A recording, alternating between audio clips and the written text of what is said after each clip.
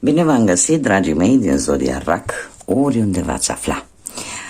Azi voi face lectura pentru ce a mai rămas din luna lui septembrie, mai precis ultimele 2 săptămâni, mai mult sau mai puțin din septembrie. Așa că, dacă aveți soare, lună, Venus sau ascendentul în Zodia RAC, atunci această lectură este de asemenea și pentru voi. Înainte de a începe, trebuie să vă mulțumesc tare mult, sunteți minunați, sunteți deosebiți, trebuie să vă mulțumesc din suflet pentru comentarii, pentru like-uri, pentru simpla voastră prezență la fiecare lectură pe care eu o public, dar în special trebuie să vă mulțumesc tuturor pentru răbdarea de care dați dovadă. De ce? Pentru că în ultima perioadă anumite situații strict personale m-au împiedicat să fac lecturile aici pe canal. Sper să nu mai mi-apară nimic, sper că am reușit să le rezolv pe toate și în felul ăsta să ne vedem un pic mai des la aceste lecturi pe care eu le fac pentru voi. Așa că, dragilor, haideți să vedem cu ce energie încheiați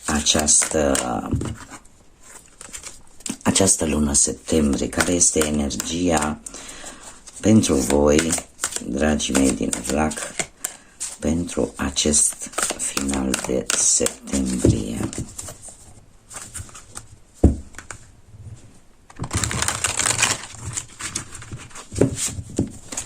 Haideți să vedem.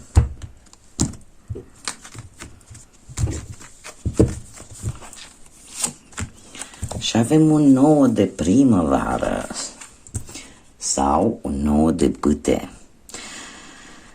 Dragilor, sunteți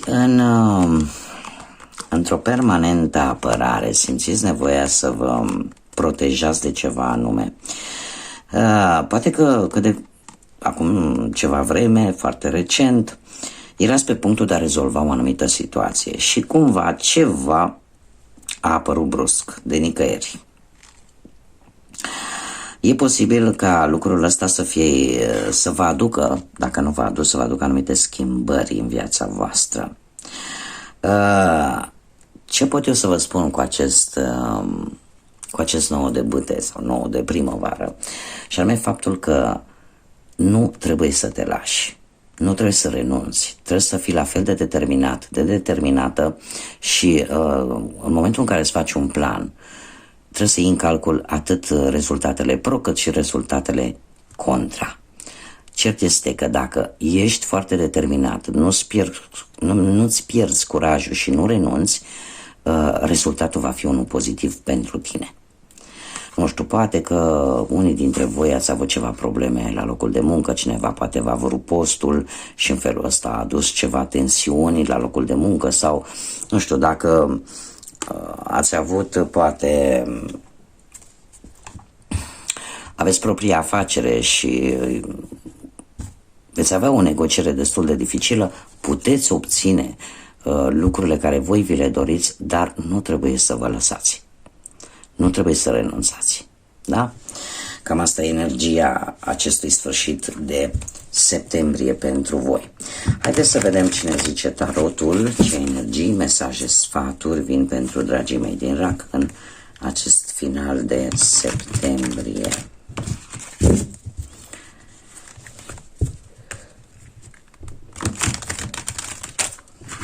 Bun, haideți să vedem.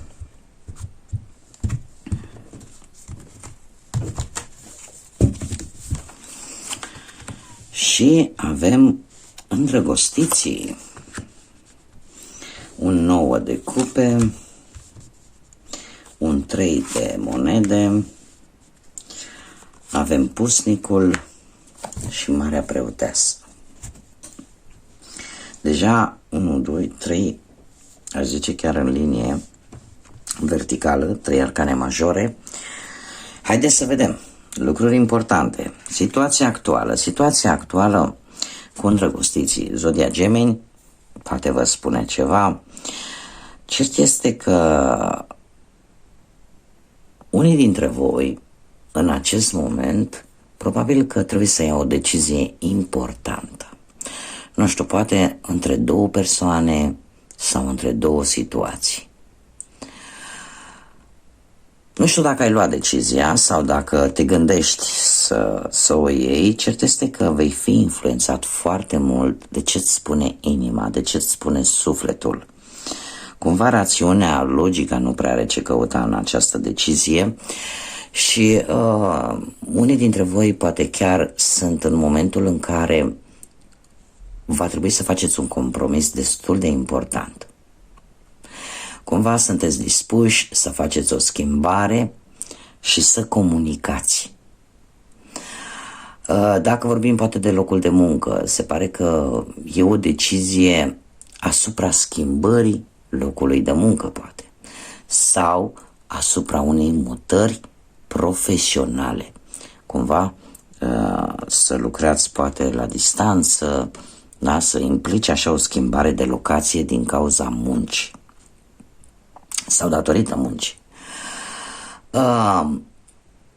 Unii dintre voi poate au de luat o decizie vis-a-vis poate de o afacere familiară, da? Sau o afacere în care sunt implicați poate prieteni sau chiar perechea voastră. Asta dacă vorbim la nivel profesional. Dacă vorbim, nu știu, la nivel de bani, e posibil unii dintre voi să fie avut un mic câștig de bănuți, iar asta să-ți fie adus așa un pic de un beneficiu cel puțin temporar. Da? Chiar dacă n-a fost mare, a fost binevenit. Dacă încă nu a apărut, probabil că cât de curând va apărea acest câștig. Dacă vorbim de dragoste, se pare că în general vin schimbări.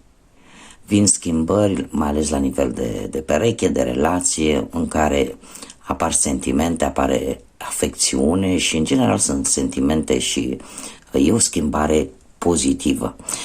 Dacă vorbim de cei singuri,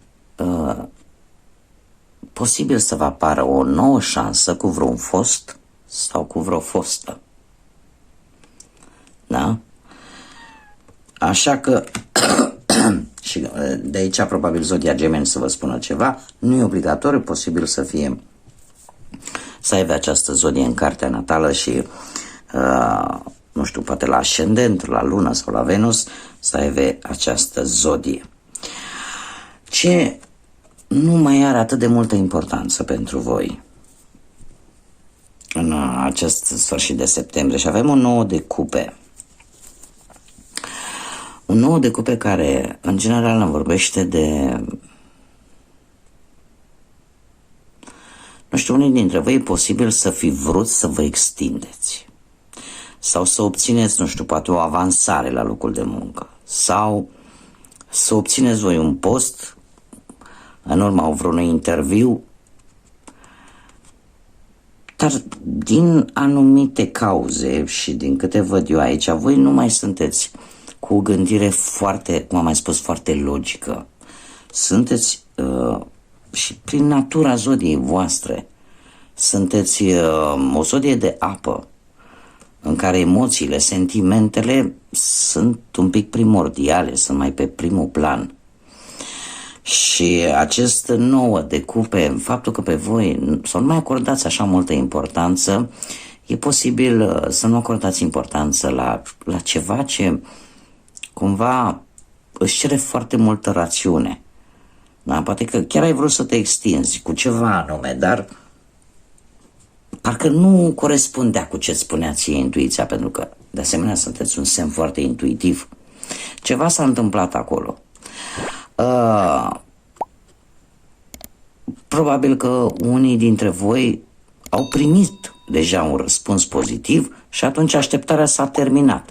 Automat, această grijă pe care ai avut-o să obții poate vreun job nu își mai are sensul, da?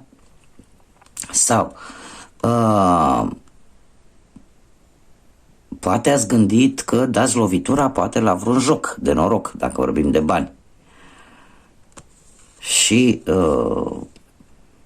cumva știți cum e cu norocul, nu vine când vrem noi, vine când vrea el. Sau poate pur și simplu aș zice că unii dintre voi Trebuia să recuperați niște bănuți și se pare că deocamdată v-ați cam luat gândul de la ei.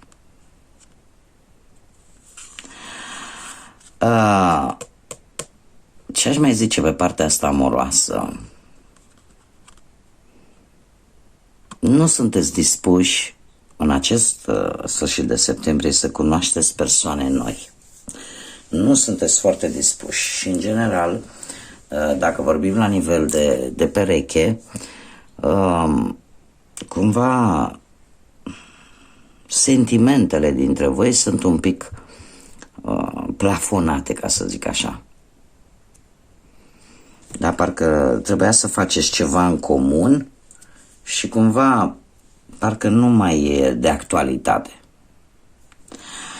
Mergem mai departe. Ce vine către voi în acest sfârșit de septembrie? Și avem un 3 de monede.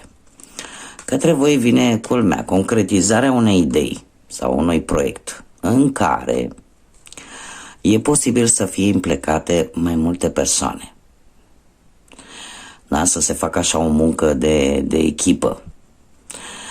Cert este că pentru a se concretiza această idee, acest proiect, acest plan, vei avea nevoie de ajutorul altor persoane.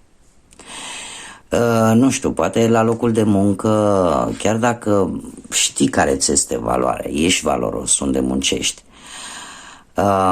și asta în condițiile în care poate unii dintre voi nu câștigați poate pe măsura muncii pe care voi o prestați, e posibil să apară un loc de muncă foarte satisfăcător.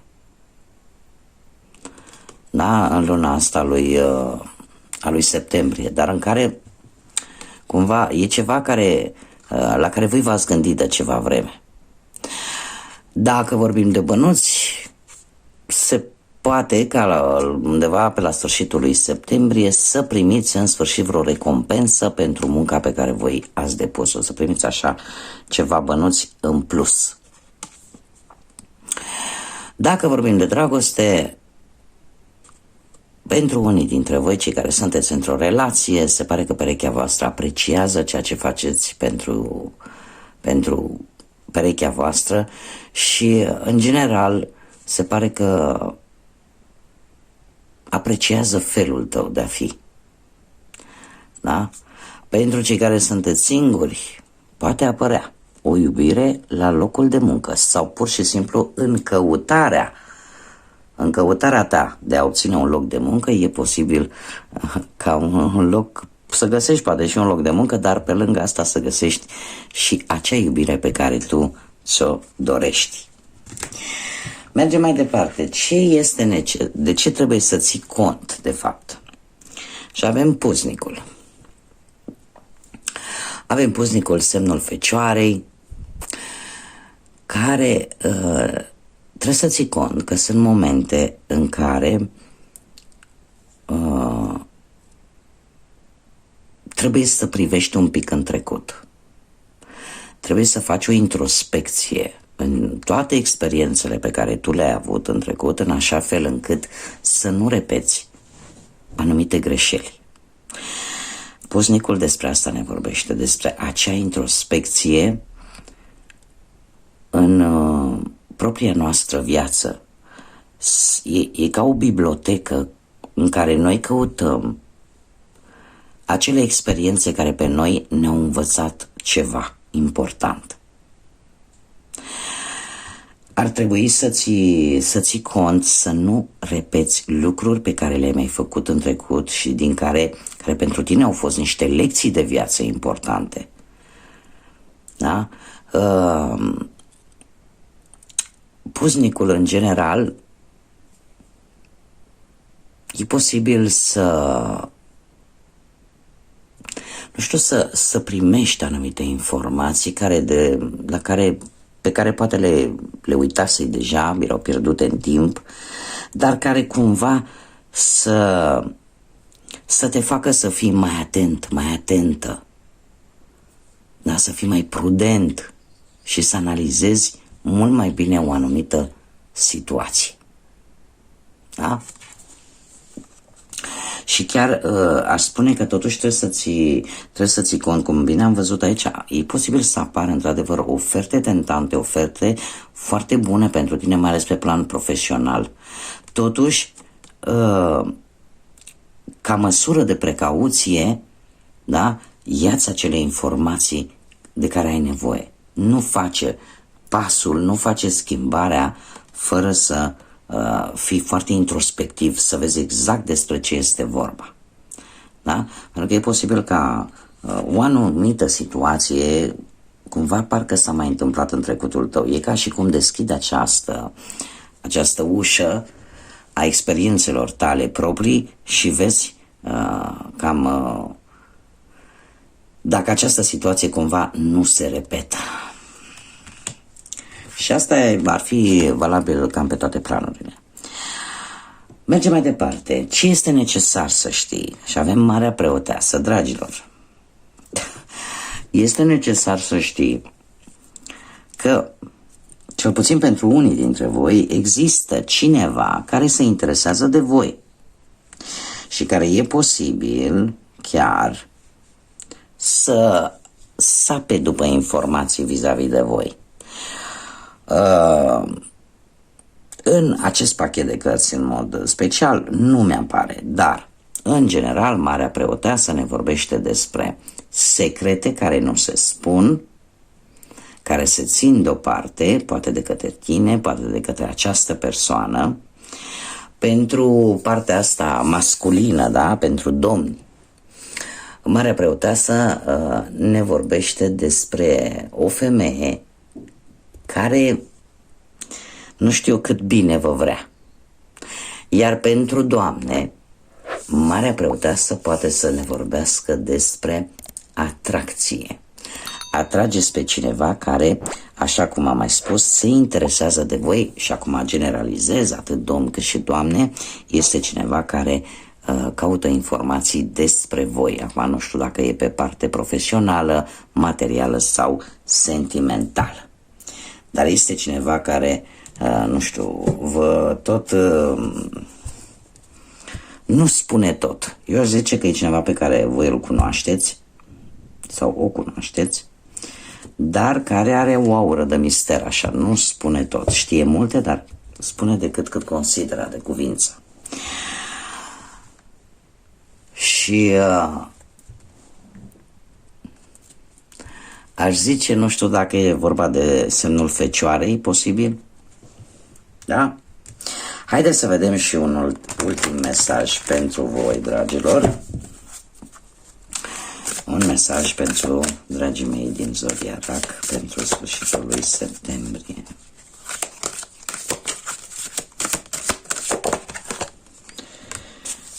Ce interesant! Reușita, fericirea și plenitudinea vin către tine.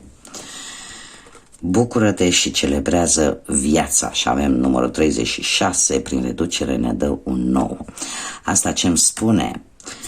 Îmi spune că o anumită etapă, un capitol din viața voastră este pe punctul de a se schimba, de a se încheia.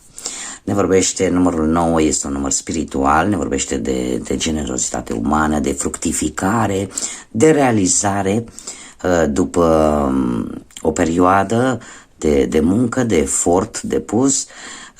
Ne vorbește despre a recolta ceea ce ai semănat până acum.